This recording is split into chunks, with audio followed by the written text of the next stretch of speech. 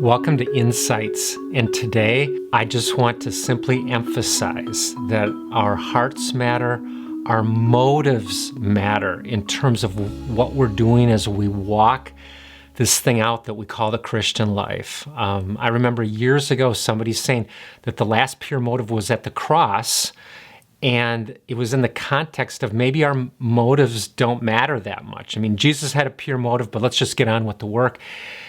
And you know what? I can look back on that and just say, wow, God is looking into our hearts, and what's going on in here matters to him in a huge way. And it ultimately also matters to us in the fruitfulness that we see. I was so reminded of this recently, reading The Hiding Place by Corrie ten Boom. She and her sister were in 3 different concentration camps during the Nazi regime, because they were Dutch, but they helped Jews get to safety. And they're eventually caught. They find themselves in these prison camps under just the severest, most horrid conditions. They're at the 3rd one of these concentration camps, and it was the worst. It was called Ravensbrück, and it was just north of Berlin. And the conditions were despicable.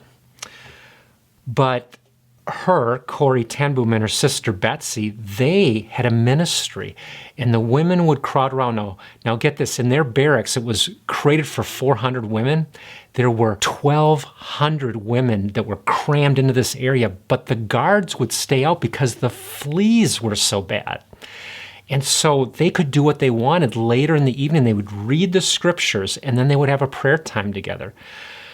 Now, they're seeing a tremendous ministry by God's grace, and the atmosphere of this whole barracks ends up changing. And there's people there in all kinds of different languages, and they can hear the Bible that they're reading getting translated into the other languages as one person would pass along the message to the next person further back in the crowd and so forth throughout the barracks. So it was amazing that in the middle of these overwhelming conditions, God was moving through Corrie and her sister Betsy and doing this great work within this women's barracks. However, Corrie began to notice that her prayers had become mechanical, that the Bible reading, even the public Bible reading, had become lifeless. And she looked in her heart, and the reason that she was distancing herself from God was because of self-centeredness. Now, it's hard for me to picture this. Of course, you're only trying to survive when you're in a Nazi concentration camp, but she noticed that different we would say small decisions that she was making were actually putting her and her sister's needs above other people. And again, that doesn't seem like this huge sin to us. We probably today just would encounter something like that and think that God would not see that as a big deal and let's just move on. But Corrie begins noticing this distance from the Lord. Well, one evening she confesses this to all the women who were gathered up in these growing numbers in that barracks for the Bible reading and the prayer time.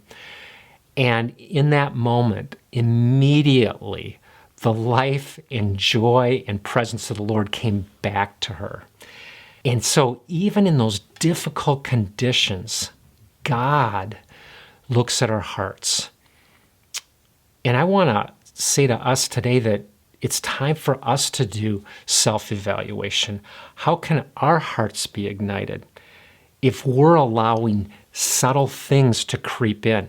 And if God holds somebody accountable as even working in that way in Corrie ten Boom in the severest of conditions and his presence was being withdrawn, how much more for us today when we're in easy conditions? Of course, God will also hold us accountable to what we're doing for our good, not because he's a mean father, an ogre, but because he wants us to find complete freedom, the surrender that puts other people first. And I believe that there are difficult days coming to our nation, and we need to learn these lessons now so that we're not taken off guard, so we're not perplexed in the midst of those difficult days.